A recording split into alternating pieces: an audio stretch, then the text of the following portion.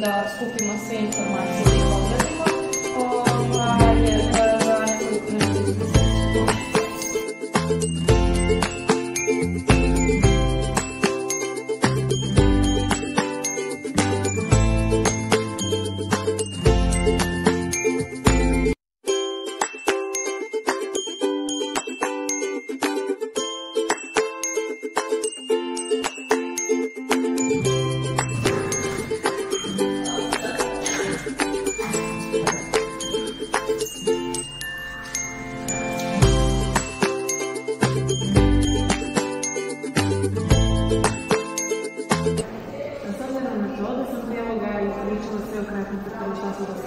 uradili u našem projektu i sada me zanima vaše mišljenje o tome.